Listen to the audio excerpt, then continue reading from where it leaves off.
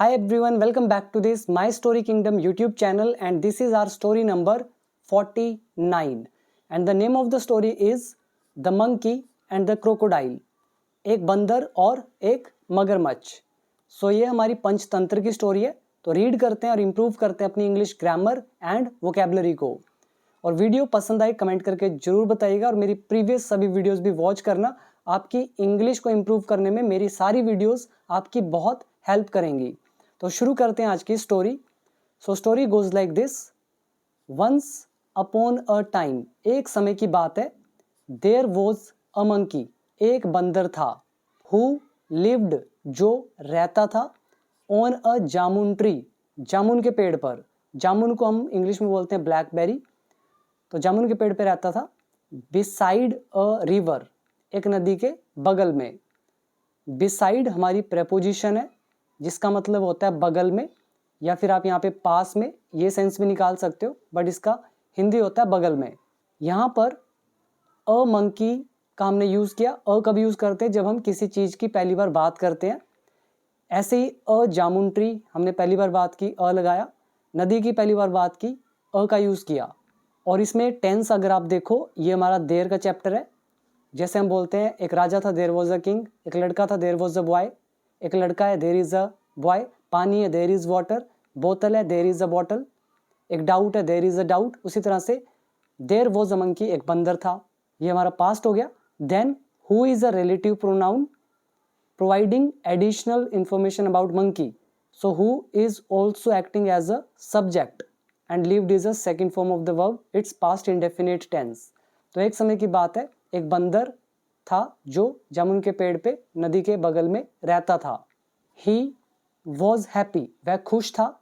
And enjoyed, और वो enjoy करता यानी कि मज़े करता. किस चीज़ के? द स्वीट फ्रूट्स, मीठे फलों के. एवरीडे, रोज. यहाँ पर एन्जॉयड यूज़ किया गया. अब हम यहाँ पे पास्ट हैबिट की बात बता रहे हैं, तो हम यहाँ पे, आप सोच रहे होंगे यूज्ड टू क्यों नहीं लिखा, या फिर वुड क्यों नहीं यूज़ किया पास्ट हैबिट को बताने के लिए, पास्ट रिपीटेड एक्शन को बताने के लिए. क्योंकि जब हम ये टाइम ऐड कर देते हैं, जैसे डेली, एवरीडे वगैरह, तो यहाँ पे ये खुद ही बता रहा है एवरीडे कि वो रिपीटेड एक्शन की बात हो रही है. So in that scenario you don't need to use used to और वुड. यूज करना चाहो तो कर सकते हो, लेकिन एवरीडे से क्लियर है कि रिपीटेड एक्शन है. अदरवाइज आप यूज करते यूज्ड टू और वुड. यहाँ पर हैप्पी है एडजेक्टिव, ही वॉज हैप्पी. और यहाँ पे यू एंजॉयड है वर्ब की सेकेंड फॉर्म. यहाँ ही है हमारा सब्जेक्ट. एंड से जोड़ दिया सेंटेंस. क्लियर हुआ? तो वह खुश था और मीठे फल एंजॉय करता रोज. वन डे, एक दिन. अ क्रोकोडाइल केम, एक मगरमच्छ आ गया. क्रोकोडाइल की पहली बार बात कर रहे हैं, so we used a article. Come का second form came, past indefinite tense, active voice. एक मगरमच्छ आ गया. नियर द ट्री, पेड़ के करीब. यहाँ पे ट्री के साथ हमने यूज किया the article. Why? Because we are talking about the tree for the second time.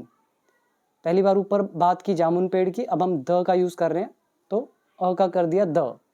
अगर आप यहाँ पे अ यूज करते हैं तो इसका मतलब हो जाएगा ऊपर वाला पेड़ कोई और है, नीचे वाला कोई और. बट ऐसा नहीं है, हम ऊपर वाले पेड़ की ही बात कर रहे हैं.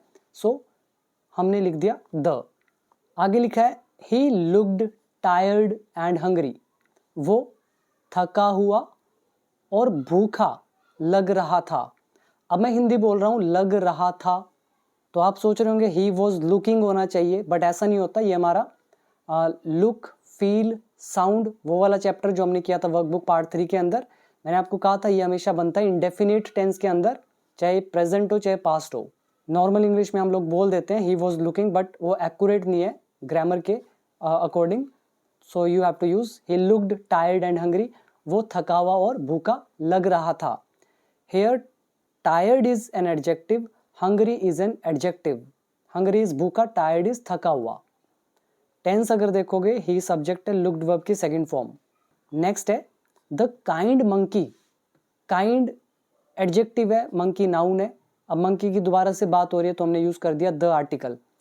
दयालु मंकी जो है, ऑफर्ड, उसने पेश किया, हिम, उसे, सम जूसी जामुन्स, कुछ रसीली जामुन।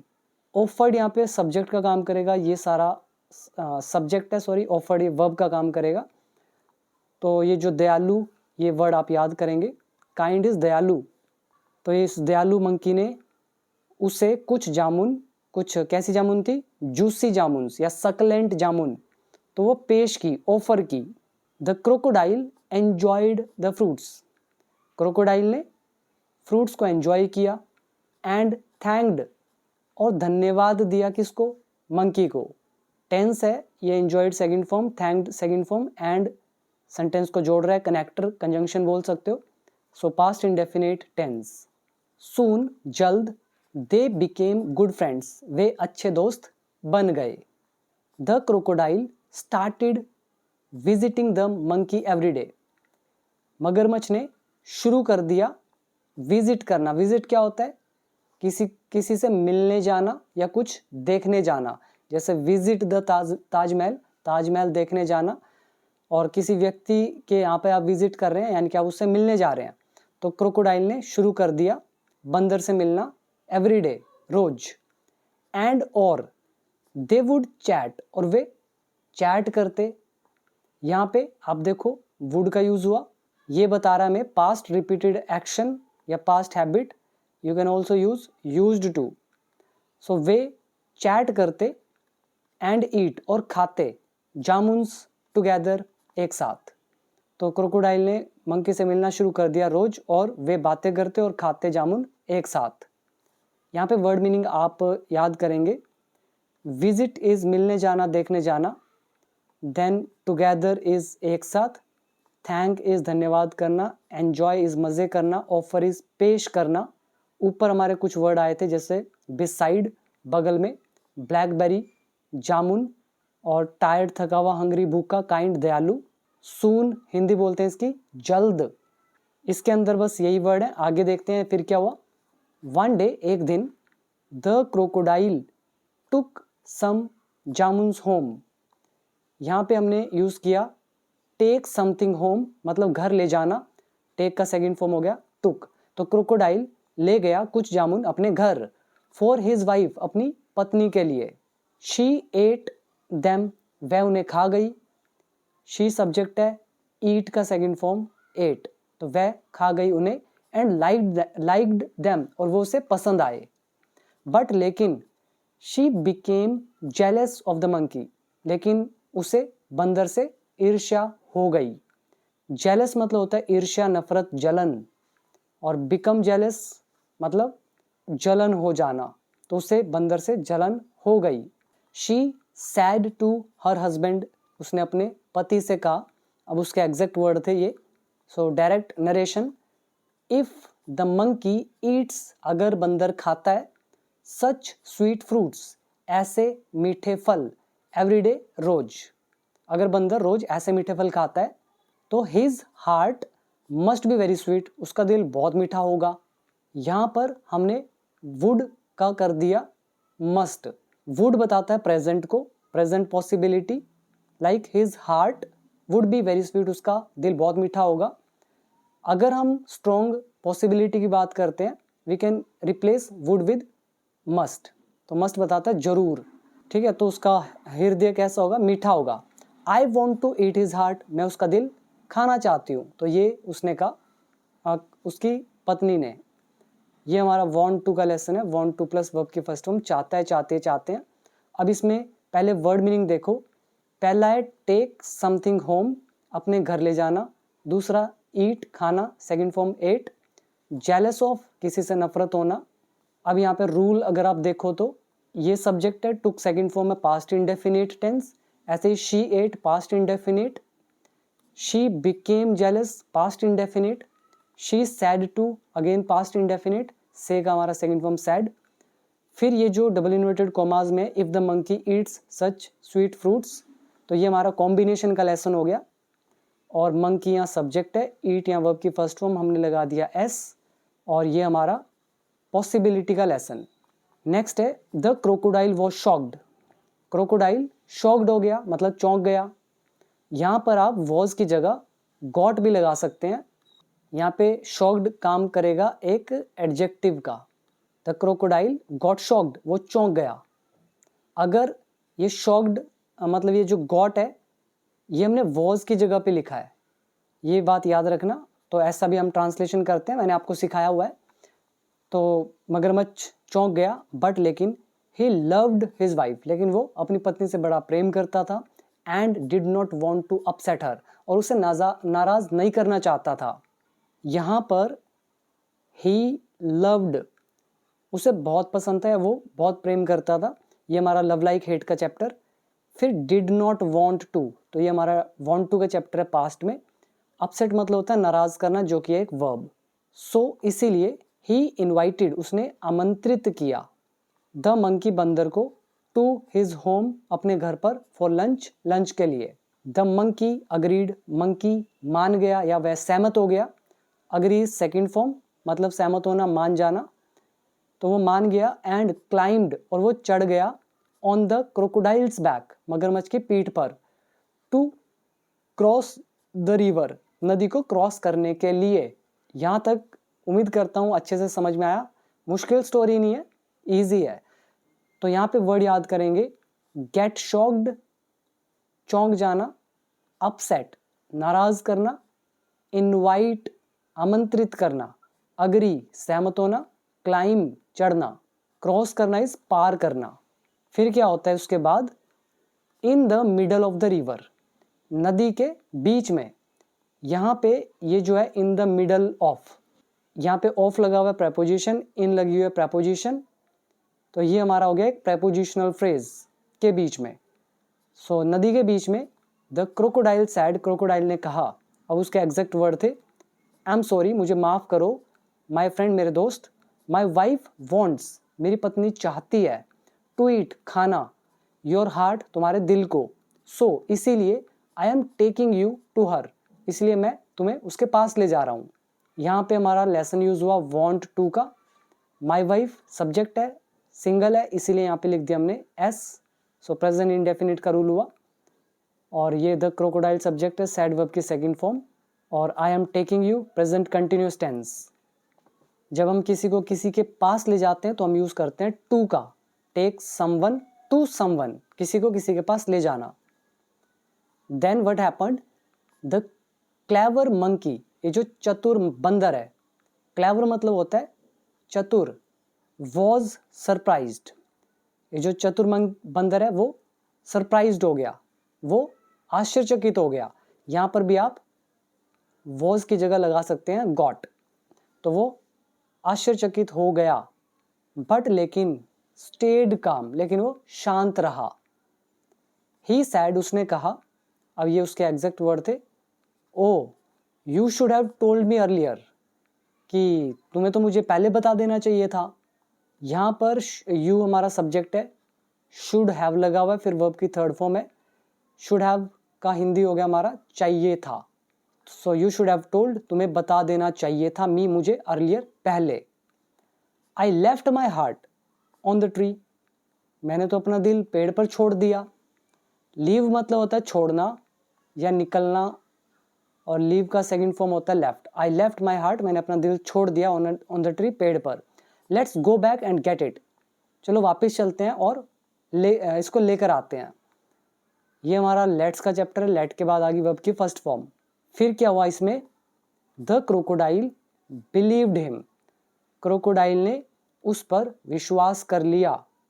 एंड और swam back to the tree, और तैर कर वो वापस चले गए पेड़ के पास। एज सुन एज, जैसे ही, दे रीच्ड द बैंक, जैसे ही वे किनारे पर पहुंचे। बैंक मतलब होता है किनारा, रीच मतलब पहुंचना, ये हमारा सेकंड फॉर्म। ये हमारा लेसन है एज सुन एज का। तो इसके हमने 5 यूजेस किए हुए हैं कि किस तरह से no sooner did, no sooner had, as soon as, the moment और एज, ये सब कैसे यूज होते हैं इस सेंस में। तो आप ये रूल देख पा रहे हो। और आप में से जो न्यू है इस चैनल पर, तो एक तो सब्सक्राइब जरूर करना। और आपको बता दूं, मैं इंग्लिश ऑलरेडी सिखा चुका हूं कंप्लीट, उसके बाद ही हमने स्टोरी रीड करना शुरू किया है। अगर इंग्लिश सीखना चाहते हो बिल्कुल step by step, complete English होगी बेसिक टू एडवांस लेवल तक, तो आप जरूर मेरे कोर्स को ज्वाइन करना। डिटेल आपके सामने लिखी हुई है। 500 वीडियोज़ हैं जिसमें मैंने इंग्लिश के A to Z जो टॉपिक्स हैं, रूल्स हैं, कॉन्सेप्ट्स हैं वो कवर किए हैं बेसिक से एडवांस्ड लेवल तक, प्लस वोकैबलरी होगी अच्छे लेवल की, 3000 से ज़्यादा वोकैबलरी है, प्लस स्पोकन इंग्लिश भी उसके अंदर है। अगर ज्वाइन करना है तो आप ऐप को डाउनलोड कर लेना। ऐप का नाम है बिकम इंग्लिश चैम्पियन। लिंक नीचे डिस्क्रिप्शन बॉक्स में या प्ले स्टोर से भी डाउनलोड आप कर सकते हैं। बाकी डिटेल आपके सामने लिखी हुई है।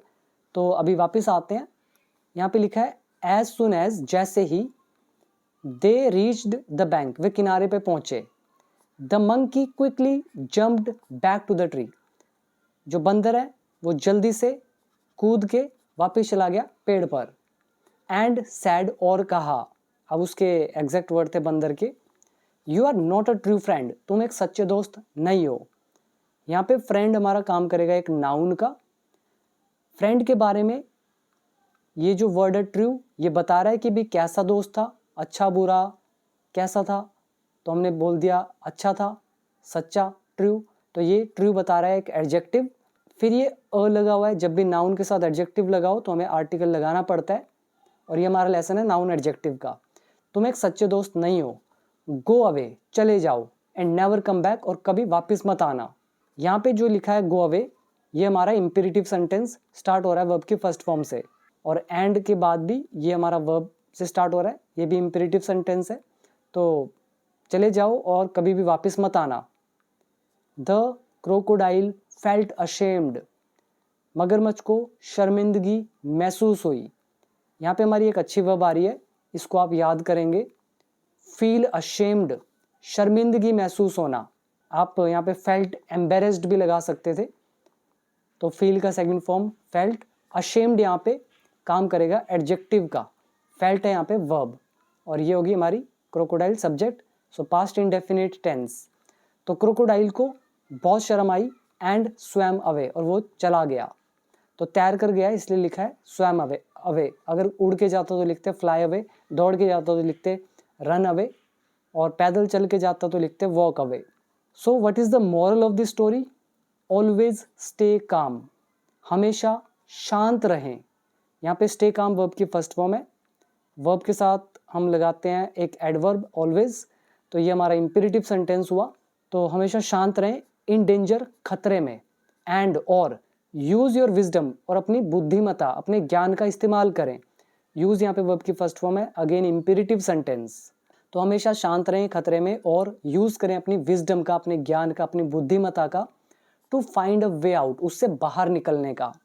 तो ये थी हमारी आज की एक छोटी सी सिंपल सी स्टोरी। उम्मीद करता हूँ कि आपने कई सारे वर्ड मीनिंग इसमें सीखे होंगे। तो कैसी लगी वीडियो जरूर बताइएगा, और पिछली सभी वीडियोस भी वॉच करें, आपको बहुत हेल्प मिलेगी आपकी इंग्लिश को इम्प्रूव करने में। और इन फ्यूचर भी जहाँ भी अच्छे कॉन्सेप्ट्स होंगे इंग्लिश के, मैं आपको बताता चलूँगा। और जिनको इंग्लिश सीखना है वो डाउनलोड कर लें बिकम इंग्लिश चैम्पियन ऐप, और इम्प्रूव करना शुरू करें अपनी इंग्लिश को।